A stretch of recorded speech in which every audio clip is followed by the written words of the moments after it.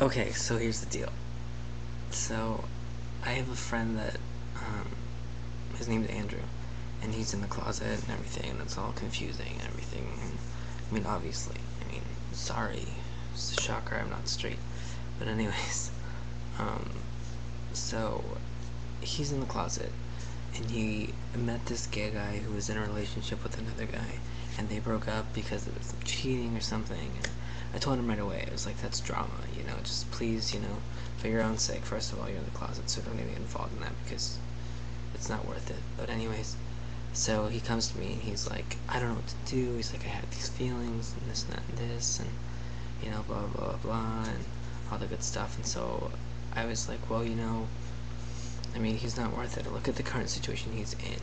He's like going one way, his boyfriend's going another, and you're trying to slip in the middle. And so finally, he just came to me on AIM and was like, you know, he's like, I wish I had a boyfriend, this and that and this. And he was like, it takes, today I celebrated my month anniversary with my boyfriend.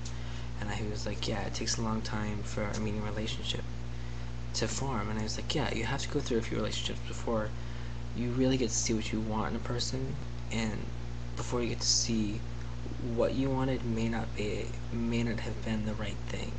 Like you may have wanted that kind of like dark pierced guy, but that preppy kid in the sweater may be the perfect guy for you. He may compliment you well. And he was like, he's like, the first thing I need to work on is like getting over him. And I was like, yeah, I'm not saying, like, I'm not gonna say that I'm like the guru of gay. I'm not, like, definitely, I still have a lot of learning to do. But you know I'm willing to help him at least. I know where he's been, what he's been through. And you're gonna be rejected, you're gonna be hurt, you're gonna be disappointed. It's the same as any heterosexual relationship. It's all the same, really. But you have to look at the situation and go, okay, well, this happened, what can I learn from it? What can I go from, okay, so he cheated on me, what can I learn from this? I can learn that, A, this wasn't my fault.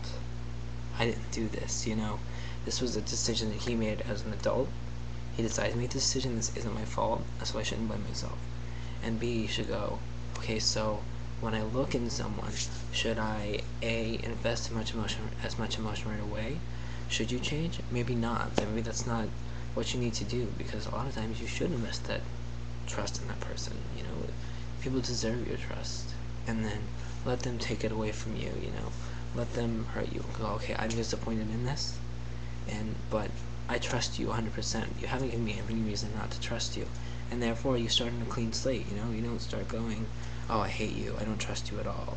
And so the first thing I told him was like, first of all, you need to move on completely. And I said you need to find out like what the positives are, take that with you, and then forget about it. And I said you also need to find out who you are. I was like, you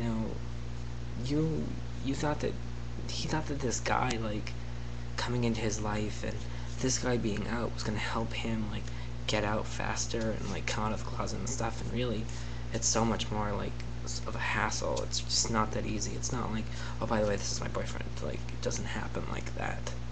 It just doesn't go that way. You need to like figure out who you are and what you're looking for, and like everything that is like stable within you, and then you can move on out of that comfort zone, because once you step out of that comfort zone, it's a big shocker. So, but I told him, I was like, you just need to forget him and don't fall in love with some twink right away, some like little kid who's just gonna like tear your heart to pieces. Like, concentrate on who you are. And so I guess that's my little tidbit.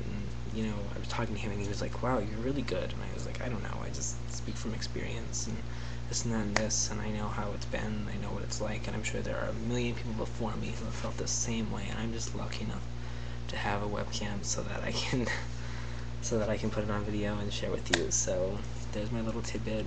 And other than that, just value yourself, value what you're worth inside, and what you know what your core values are, and find your morals and say, I'm going to stand for this, I'm not going to stand for this, I'm going to do this, I'm not going to allow this.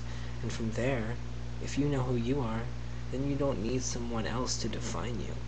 But if you find someone else who complements what you define in yourself, then you know.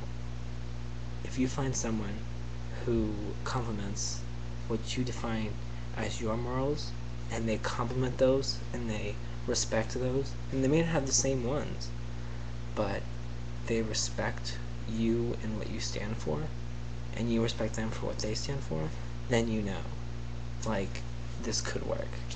So, that's all I have to say. And, anyways, have a good night, guys. Just wanted to pop in and leave this little note, and I will talk to you later. Peace.